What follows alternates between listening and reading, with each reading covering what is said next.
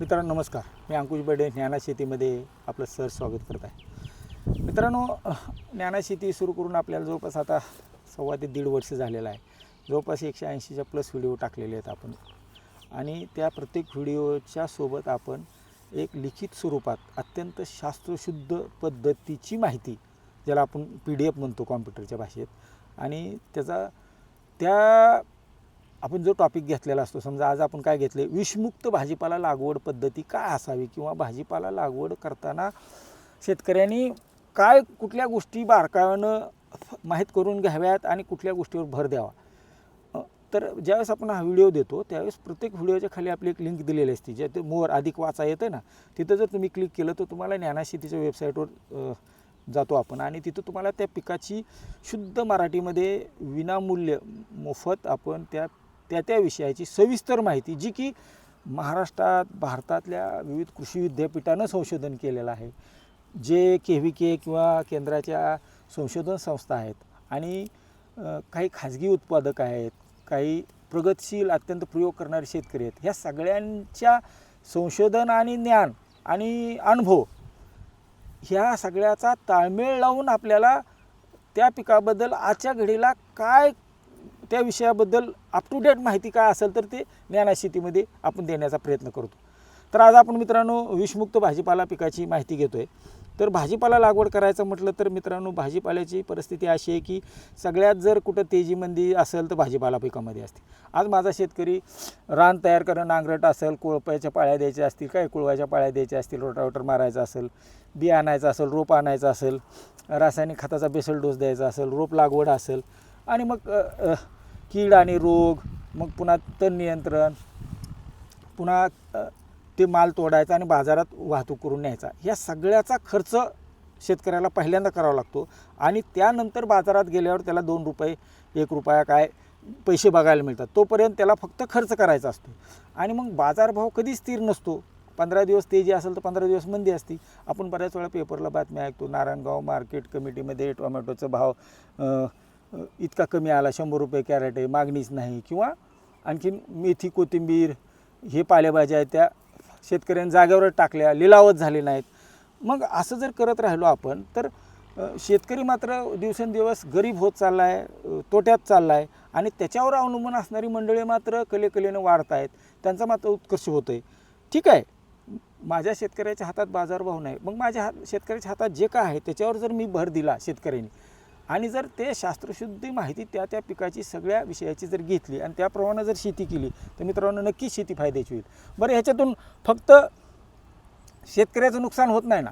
ज्यावेळेस शेतकरी डोळं झाकून मातीमध्ये काहीतरी कीटकनाशकाची, बुरशीनाशकाची आळवणी करतो, कीड रोगाचा पत्ता नसताना किंवा माहीत नसताना कुणीतरी त्याला सांगतंय, तज्ज्ञ किंवा गुरुजी काहीतरी फवारतोय, त्यासोबत टॉनिक टाकतोय, त्यासोबत आणखीन फुल यावं, फुल गळू नये, मुळी चालावी, ह्या सगळ्या उद्योगासाठी कंपनीवाले, दुकानदार तुम्हाला सांगत राहतात शेतकऱ्याला आणि तुम्ही त्याच्यावर स्वतःवर प्रयोग करत राहता आणि ह्याच्यातून काय होतं आहे, शेतकऱ्याचं उत्पादन खर्च वाढतो आहे, शेतकरी मात्र भेकेल लागायची पाळी आहे आणि ही सगळी बाकीची मंडळी मात्र त्याच्यावर जगणारी. मग त्यात ग्राहकसुद्धा आला, ज्याला की 2 रुपये टोमॅटो किलो घेतल्यावर किंवा 10 रुपये किलो, 5 रुपये किलो कांदा मिळाल्यावर फार बरं वाटतं. म्हणजे काय, आज जगाचा पोशिंदा जो शेतकरी आहे, ज्याला बळीराजा किंवा जगाचा पोशिंदा दिला जातो, हा पोकळ मान दिला जातो, मात्र त्याच्या वेदना काय आम्हाला बाकीच्या मंडळीला काही समजत नाहीत. त्यासाठी शेतकऱ्यांनी एकच करावं लागते की शेती हे शास्त्र आहे, मी वाचल, लिहील, पाहील, 10 ठिकाणी बघून येईल, चर्चा करेल तज्ज्ञाशी आणि मग मी त्या पिकाची शेती करेल, असा एक ठाम निर्णय जर केला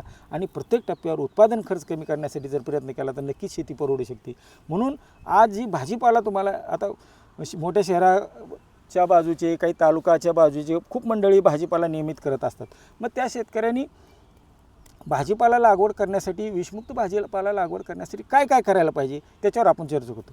आता मित्रांनो त्याबद्दल पहिला मुद्दा असा येतो की आपल्याला ज्यावेळेस एखादं भाजीपाला पीक घ्यायचं आहे, समजा कोबी घ्यायचा आहे, तो कोबीचा हंगाम आहे थंडीचा, मग तुम्ही ज्यावेळेस जूनमध्ये घेताय, म्हणजे पावसाळी हंगामामध्ये घेताय, उन्हाळी हंगामामध्ये घेताय, तो शक्यतो टाळावा आणि घ्यायचा असेल तर त्या हंगामासाठी तो वाण शिफारस आहे का, तुमच्या मार्केटमध्ये त्याला मागणी आहे का, दर चांगला मिळतो का, किती साईजचा पाहिजे. आता टोमॅटोचा उन्हाळी आणि पावसाळी हंगाम आहे, तुम्हाला हिवाळा संपल्या लावायचं, त्याला वेगळा वाण आहे अशा पद्धतीनं आपल्याला वाणाची निवड करताना आणि पिकाची निवड करताना तुम्ही जो हंगाम धरणार आहे, लावणार आहे, तो मिळता जुळता पाहिजे, त्याला शिफारस असलेलं पाहिजे. आता जमिनीची निवड करायची, शक्यतो हलक्या ते मध्यम जमिनीमध्ये भाजीपाला लावा. फार भारी जमिनीमध्ये अजिबात भाजीपाला लावू नये, त्यातल्या त्यात पावसाळी हंगामामध्ये तर अजिबात लावू नये. त्याच्यानंतर पुढचा जर, कारण त्यात मुळी चालत नाही, मग तुम्ही ह्युमिक सोडता, मग आणखीन काहीतरी फुलगळे होती म्हणून पुन्हा तुम्ही बाकीच्या फवारण्या करता, टॉनिक मारता, फुलं निघावं म्हणून, त्यामुळे तो खर्च वाढतो. जर जमीन निचऱ्याची असेल, हलकी जमीन असेल, तर तिथं आपोआप मुळी चालती. आता त्याचा पुढचा जर विचार केला आपण, तर ज्यावेळेस तुम्ही एखादा वाण निवडता, तर ते वाण निवडताना सुद्धा बाजारात त्याची मागणी आहे का, तो त्या हंगामाला शिफारस आहे का, मग त्या कंपनीवरनं किती 2 ओळीतलं अंतर ठेवावं, 2 रोपातलं किती अंतर ठेवावं, त्याची विक्री उत्पादन क्षमता काय, त्याच्यानंतर आपल्या वातावरणात निवडलेल्या हंगामाला त्याची शिफारस आहे का, तो कीड रोगास प्रतिकारक्षम किंवा सहनशील आहे का, याची पण शेतकऱ्यांनी माहिती घ्यायला पाहिजे. जेणेकरून बऱ्याच वेळा कोबी फ्लॉवरमध्ये हे प्रश्न येतात, टोमॅटोमध्ये पण येतात की हंगाम सोडून दुसरा वाण कुणीतरी नर्सरीवाल्यांनी शिल्लक रोपं आहेत म्हणून 2 रुपयाच्या ऐवजी 1.5 रुपये दिला आणि तुम्ही आणून लावता, आणि मग तो पूर्ण तुमचा हंगाम आणि 60-70 हजार रुपये विक्री केलेला खर्च वाया जाऊ शकतो. त्यासाठी आपल्याला वाणाची निवड असेल, जमिनीची निवड असेल, हे करायला पाहिजे. आता ज्यावेळेस आम्ही रोपं तयार करतो, म्हणजे टोमॅटोचे असो, वांगे असो, मिरची असो, ह्यावेळेस शक्यतो आपल्या ओळखीचा चांगला खात्रीचा रोपवाटीधारक बघावा. आपण जो हंगाम निवडलेला आहे त्याला तारीख सांगावी की मला ह्या तारखेला मला हे टोमॅटो लावायचे आहेत, वांगे लावायचे आहेत. तर मग त्या हंगामाच्या अगोदर तुम्हाला टोमॅटो असेल तर 25-27 दिवसाचं रोप घ्यावं लागेल, मिरची असेल तर 35 दिवसाचं रोप घ्यावं लागेल, आणि तुम्हाला कुठलं पाहिजे त्याचं पाकीट त्याला नेऊन द्यावं. आपलं रोप तयार होताना 2-3 वेळा नर्सरीत व्हिजिट करावी. आपलं रोपाची काळजी व्यवस्थित घेत आहे का, वाढ चांगली आहे का, त्याच्यावर काय कुठला रोग बिग दिसतो आहे का, ह्याच्याप्रमाणे थोडं जर तुम्ही चक्कर मारल्या तर तुम्हाला तो नर्सरीधारक पण चांगली काळजी घेईल आणि आपल्यालाही रोपाची खात्री राहील. आता पुढचा विचार जर केला तर मग आम्हाला लागवड करायची, तर मग लागवड करायची तर कशी करायची, बेडशिवाय कुठल्याही पिकाची भाजीपाल्याची लागवड करू नये.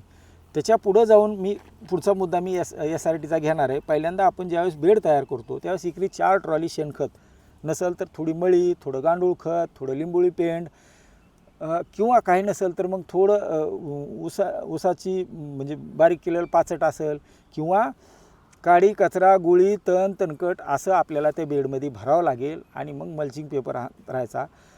पावसाळी हंगाम असेल तर थोडं अंतर जास्त ठेवायचं, उन्हाळी हंगाम असेल पिकाचा तर थोडं अंतर थोडं कमी, एखाद्या फुटाने कमी करू शकता. जेवढी जास्त हुंडी लागेल तेवढं जास्त उत्पादन, किंवा जेवढी जास्त रोपं लावली तेवढं जास्त उत्पादन, हा डोक्यातून मित्रांनो विषय काढून टाका. तुम्ही जेवढी जास्त रोपं लावचाल तेवढा त्याचा खर्च वाढतो आणि तेवढी दाटी होती. सूर्यप्रकाश, हवा वाढण्यासाठी जागा आणि पाणी ह्या सगळ्याची स्पर्धा होती एकमेकाशी, आणि मग एक शिवडी झाड वाढतं, त्याला पाहिजे तेवढं पोषण मिळत नाही, फळाचा आकार कमी होतो. त्यामुळं आपल्याला थोडी पातळ लागवड करायला पाहिजे. जरी एखादी कंपनीमध्ये असेल 5 फूट, मी म्हणतो 5.5 फुटावर ते रोप लावा, काही फरक पडत नाही. कारण आपल्याला जे फुकट आहे, जे निसर्गानं मला दिले, निसर्गानं आम्हाला काय दिले, ऑक्सिजन दिला आहे, जो मुळी वाटे आपल्याला घेतला जातो. नंतर हवेतला कार्बन डायऑक्साईड घेतो, आणि मग पानातला हरितद्रव्य सूर्यप्रकाशाच्या मदतीनं अन्न तयार करतं. बरं, हा भाग किती येतो मित्रांनो, 97% पिकाचा भाग हा ह्या निसर्गानं दिलेल्या गोष्टीवर येतो, जे की फक्त आपण त्यात पाणी देतो. आणि मग 3% मध्ये तुम्ही दिलेलं खत, औषध, फवारणी, ती रोप, वाण, याचा फक्त 3% रोल असतो. म्हणजे तुम्ही जास्तीत जास्त निसर्गातल्या गोष्टीवर त्याला जास्तीत जास्त सूर्यप्रकाश कसा मिळेल, जास्तीत हवा कशी खेळती राहील, आणि त्याला नैसर्गिक कशी वाढ करता येईल, या पद्धतीनं जर गेलो तर आपल्याला नक्कीच उत्पादन खर्च कमी होतो, रोग किडीचं प्रमाण कमी येतं. आता ज्यावेळेस आपण बेड करतो, बेडमध्ये चांगला बेसल डोस भरा. पाण्यात विरघळणाऱ्या खताच्या भरोश्यावर राहू नका. खूप खतं महाग झाले आहेत, वरचीवर आणखीन महाग होणार आहेत. 3,000पासून 9,000-10,000पर्यंत 25 किलोची बॅग येते मित्रांनो. आता दाणेदार खतच 2 आणि 2,500 रुपयाला एक बॅग झालेली आहे. ह्याच्यात 3 ते 4 बॅग म्हणजे 10-26-26, 1 DAP, 1 पोटॅश, 1 12-32-16, 20-20-0-13, 24-24-08 असे एक गुणी. आणि जर तुमच्याकडे चुनखड नसेल जमिनीमध्ये तर सिंगल सुपर फॉस्फेट 2 ते 3 बॅग असा चांगला मजबूत बेसल डोस भरा, शेणखत भरा. एवढं जर केलं तर 6 महिने काय वांग्यासारखाचं तुमचं वर्षभर प्लॉट चालू शकतो. ते पण 1ही ग्रॅम तुम्हाला पाण्यात विरघळणारे खत आणि कुठलंही टॉनिक, कुठलंही ह्युमिक न देता सुद्धा तो तुमचा प्लॉट चालू शकतो. या पद्धतीनं आपल्याला बेसल डोस भरायला पाहिजे. लागवडीच्या अंतराबद्दल बोललो मी. जर तुम्हाला उन्हाळ्यामध्ये तुम्हाला लागवडी करायची असेल तर चांगली मशागत करा, चांगले बेड भिजवून घ्या, म्हणजे 8-4-2 जे सूत्र आहे आपलं, आपण प्रत्येक PDF-मध्ये भाजीपाल्याचं सांगतो. उन्हाळ्यातली लागवड करताना संध्याकाळी लागवड करा. तो कमी कपाचा म्हणजे 70 कपाचा ट्रे वापरा. मग पीक कुठलंही असू द्या तुमचं. रोपं थोडी महाग पडलीच चालते, कारण उन्हाळ्यामध्ये तापमान जास्त असते, मर होती. बेड पहिल्या दिवशी 8 तास भिजवा ठिबकनं, पुन्हा 2 दिवसांनी 4 तास, पुन्हा 2 दिवसांनी 2 दिवस, 2 तास चालवून चांगलं बेड गार होऊ द्या, सेट होऊ द्या. त्याच्यामध्ये आपण जे द्यायला रासायनिक खत आहे, सेंद्रिय खत आहे, ते विरघळतं बऱ्यापैकी आणि मग सुरुवातीपासून पिकाला लागू होतं. त्यामुळे लगेचच कुठल्याही प्रकारची आळवणी आणि काही द्यायची गरज नाही. ज्यावेळेस तुम्ही लागवड करता त्यानंतर एक 5व्या-6व्या दिवशी रोप थोडं सेट झालं की ताबडतोब त्याला ट्रायकोडर्मा, नंतर मेट्रायझम, पॅसिलोमायसिस, सुडोमोनस आणि बिव्हेरिया हे 5 घटक असलेला कन्सोर्शिया चांगल्या कंपनीचा विकत घ्या. ह्याच्यात पण सगळ्या आता आपण सेंद्रिय किंवा विषमुक्त म्हणतो म्हणून हे सगळे जे केमिकल तयार करणारे रासायनिक कीटनाशक, बुरशीनाशक करणाऱ्यांनी सुद्धा सगळ्यांनी तयार केले, कारण त्यांना शेवटी विकायचं आहे आणि स्वतः सर्वाईव्ह व्हायचं आहे. तर आपण सुद्धा हे जे उत्पादक 2-3च महाराष्ट्रात चांगले आहेत, त्या उत्पादकाकडून खात्रीचं आणा आणि एकदा फक्त बेडमध्ये सोडा ठिबकमधून. पुन्हा काही सोडा नाही, फक्त रासायनिक खत सोडून जमिनीमध्ये काय देऊ नका. कुठलंही बाकी केमिकल, बुरशीनाशक, रासायनिक कीटकनाशक सोडू नका. आणि ह्या सगळ्या जे जीवाणू आहेत, बुरशी आहेत, याला नैसर्गिकरित्या वाढू द्या. कुठल्याही प्रकारची मर, मुळकूज, फायटोप्टेरा, डॅम्पिंग ऑफ असं कुठलाही कीड आणि रोग त्याला म्हणजे सूत्रकृमी आहे, वाळवी आहे किंवा मिलीबग आहे, काय तो मिलीबगसुद्धा जमिनीमधून वर येतो आणि हुमणी आहे, याचा कसलाही त्रास होत नाही. त्यामुळे कुठलंही केमिकल ह्याच्यामधून सोडू नका. आता ज्यावेळेस आम्ही एखादं पीक निवडतो त्यावेळेस आम्हाला सुरुवातीपासून त्या पिकाला नागाळी येते, तर मग नागाळीवर फवारायची गरज आहे का? खरंच ती काय पहिल्या 2-3 पानावर येतील, ती 2-3 पानं अशी पुढं कामाची राहत नाही. खरंच त्या एखादी कीड आहे तर तिचं प्रमाण किती आहे, ती कीड कधी वाढते, त्याची कुठल्या किडीची कुठली अवस्था जास्त हानिकारक आहे हे आपल्याला आपल्या पिकाबद्दल सविस्तर माहिती. तसंच रोगाबद्दल तापमान किती असल्यावर, आर्द्रता किती असल्यावर, आभाळ झाकळून असल्यावर ह्याचा जर कुठला रोग वाढतो, मग केवडा कधी येतो, डावणी कधी येतो, म्हणजे डावणी कधी येतो, करपा कधी येतो, अर्ली करपा कधी येतो, लेट करपा कधी येतो, त्याचे दिसायला कसं दिसतंय, मध्ये डाग असतो का कडाला डाग असतो, हे बारकावे प्रत्येक किडीचे आणि रोगाचे त्याचे लक्षणं काय आहेत हे जर आपल्याला माहीत असलं आणि तुम्हाला जर रोग कीड ओळखू आला तर तुम्हाला त्यातला पहिला स्वस्तातला स्वस्त पर्याय वापरता येतो. आपण ज्यावेळेस प्रत्येक पिकाचा व्हिडिओ करतो त्यावेळेस त्या पिकाचं पूर्ण CIB-RC म्हणजे केंद्रीय समिती जी आहे, जी ही सगळ्या पेस्टिसाईडला, फंजीसाईडला, कीटकनाशक, बुरशीनाशकाला मंजुरी देते, त्यांनी काय ह्या पिकावर शिफारस केलेल्या आहेत, किती प्रमाणात फवारायला पाहिजे, हे सगळं आपण त्या PDF-मध्ये देतो. कारण सगळ्याच गोष्टी व्हिडिओमध्ये सांगणं शक्य होत नाही. त्यामुळं ज्याची शिफारस आहे, जितक्या प्रमाणात घ्यायला पाहिजे ना, दुकानदार सांगतो 60 मिली कॉन्फिडार घ्या, 80 मिली, 60 ते 80, तुम्ही 1 न वापरताय, कुणी 1.5 न वापरताय, त्याच्यामुळे कीड आणि रोगसुद्धा कंट्रोल तर होतच नाही, पिकामध्ये त्या उत्पादित मालामध्ये रसायनाचे अंश येतात आणि मग तोच टोमॅटो, तेच कोबी, तोच फ्लावर, तोच भेंडी, मिरची, वांगे जर खाल्ले तर मग ग्राहकाच्या सुद्धा तब्येतीसोबत खेळतोय आणि तो नक्कीच आपल्याला अधिकार नाही. बरं, हे एवढं सगळं करतो आम्ही, आमचा उत्पादन खर्च वाढवून करतो, ह्याच्यात काय आम्हाला फायदा काय मिळतोय का शेतकऱ्याला? नाही. फक्त अज्ञानापोटी कुणीतरी विक्रेता, कंपनीचा प्रतिनिधी, दुकानदार आग्रह करतोय म्हणून ह्युमिक सोडताय, म्हणून काहीतरी टॉनिक मारताय. तुम्ही जेवढं जास्त टॉनिकचा वापर कराल, जेवढा जास्त ह्युमिकचा वापर कराल, तेवढं तुमच्या पिकावर रोग आणि किडीची शक्यता वाढत असते. मित्रांनो, हे कधीतरी फार समजा तुम्हाला एखादं अमिनो ॲसिड बेस टॉनिक मारायचं आहे किंवा फुलकळीसाठी मारायचं आहे गळ्यात, जर जमिनीमध्ये मुळीच चालत नसेल, जर त्याला अन्नद्रव्य पाणीच घेता येत नसेल, तर कळी आलेली टिकणारच नाही. तुम्ही किती प्लॅनोफिक्स मारा, त्याचा काहीच उपयोग होत नाही. किती ह्युमिक सोडा, काही उपयोग होत नाही. मग जमिनीचा निचराच जर सुधारला, आपण सेंद्रिय खत जर व्यवस्थित टाकलं, थोडं महाग जरी असलं, कारण जे करायचं ते सोडून देतो आपण आणि मग अर्धा किलो 1 किलो ह्युमिक जेल आणतो आणि मग आमचा सेंद्रिय कर्ब वाढेल, असं होत नाही. मित्रांनो, सेंद्रिय कर्ब वाढण्यासाठी फुकट आपला सेंद्रिय कर्ब आपल्या जमिनीचा कसा वाढायचा त्याचा एक माझा व्हिडिओ आहे, त्याला चांगला तुमचा रिस्पॉन्स आहे, तुम्ही तो एकदा बघून घ्या, ज्ञानाच्या वेबसाईटवर तुम्हाला मिळेल. अशा पद्धतीने कीड आणि रोगाचं जर नियंत्रण केलं वेळेत, मग यासोबत एकरी 1 ते 2 प्रकाश सापळे लावा. घरच्या घरी करता येते. 1000 वॅटचा बल्ब सोडायचा, त्याच्या खाली काहीतरी थोडा खड्डा करायचा, त्याला प्लास्टिक टाकायचं, त्याच्यामध्ये कुठलं तरी कीटकनाशक टाकायचं, रात्री चालू ठेवायचा, सगळे पतंग त्याच्यात येऊन पडतात, मरतात. 1 लावा, 2 लावा, घरच्या घरी करता येते. चिकट सापळे लावा, 20 लावा, 40 लावा. ते काय फार स्वस्त नाहीत. त्याच्यामुळं आपल्याला एक कळतं की आपल्याकडं कुठली कीड आहे, बऱ्यापैकी त्याच्यावर कंट्रोल होतं. आता फळमाशीसारखे सापळे स्वतः शेतकऱ्याला करता येतात, लोक करतात. हे साधी मिनरल वॉटरची बाटली घ्यायची, त्याला होल पाडायचं, त्यामध्ये ल्यूर लावायचं, पण त्यातले रेग्युलर ते किती कीड येते ती काढा, त्यातलं पाणी बदला.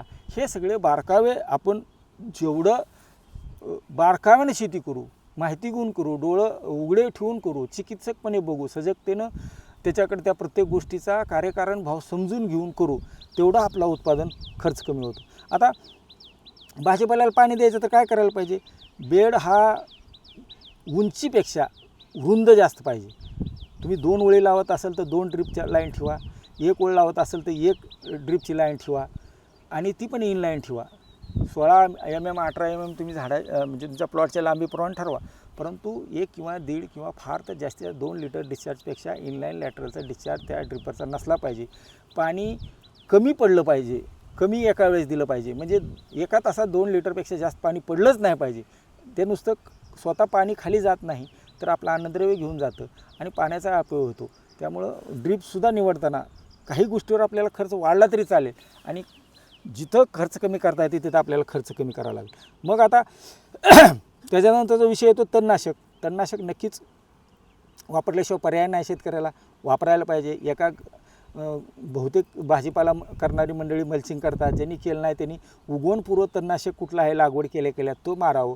नंतर मग मल्चिंग केलं नसेल तर त्याला मातीला थोडं खुरपून मातीची भर जर दिली तर नक्कीच झाड हालतं, ते रोप हालतं. त्यामुळं तो पण प्रयत्न करायला पाहिजे. आता SRTबद्दल थोडं मी मशागतीचा जो 6 ते 8 हजार रुपये एकरी प्रत्येक वेळेस, मग तुम्ही वांगे घ्या, टोमॅटो घ्या, मिरची घ्या, कोबी घ्या, फ्लावर घ्या, ज्यावेळेस आपण एक प्लॉट काढतो दुसरा लावायचा बघतो दुसरा कुठल्या तरी पिकाचा, त्यावेळेस मग आम्हाला प्रत्येक वेळेस एकराची जर मशागत करायची ते 6 ते 8 हजार रुपये लागतात. हा जर खर्च कमी करायचा असेल तर सगुणार रिजनेटिव्ह टेक्निक म्हणून SRT टेक्निक काय आहे ती माहिती करून घ्या. आपल्या प्रत्येक व्हिडिओमध्ये आपण त्याच्यावर बोलतो आहे. एकदा बेड करायचे, 1 मीटरचे बेड करायचे. तुमच्याकडे हलकी जमीन आहे तर 60 सेंटीमीटर 70 सेंटीमीटर रुंदीची बेड करा, आणि मध्ये 1 फुटाची चारी करा. भारी असेल तर 1 मीटरपर्यंत करू शकतो. या पद्धतीने बेड करायचे, आणि कायमस्वरूपी पुन्हा एकदा बेड केल्यानंतर बेडच मोडायचे नाहीत. फक्त आपल्याला रोप आणायचं, लावायचं, सोयाबीन डोबायचं, मका डोबायची, आणि जमिनीखालचा भाग जमिनीतच ठेवायचा. पहिलं पीक समजा हे टोमॅटो ज्यावेळेस निघेल त्यावेळेस इथून कट करा, हे सगळं इथं पडू द्या, आणि पुढं तुम्हाला लावायचं इथं वांगं लावा, इथं लावा अशा पद्धतीनं आपल्याला. आणि हे जर चौथा फुटत असेल, समजा भात फुटतो, समजा ज्वारी मका फुटती, तर त्याच्यावर तुम्ही बिगर निवडक तणनाशक जे आहे ते मारायचं. जमिनीखालचा सगळा भाग जमिनीला द्यायचा, वरचासुद्धा भाग जे तुमच्या फळ फक्त तोडा, बाकी सगळं जमिनीला द्या. तुम्हाला बाहेरून रासायनिक खत द्यायची गरज नाही, शेणखतसुद्धा आणून द्यायची गरज नाही. एकदा जमीन तुमची चांगली पोरस झाली, गांडोळ्या संख्या वाढली, तुम्ही केमिकल नाही टाकलं, सगळ्या प्रकारचे जीवाणू बुरशी जमिनीत चांगल्या वाढल्या, मित्रबुरशी, की आपोआप मर रोगासारखा कुठलाही प्रादुर्भाव होत नाही.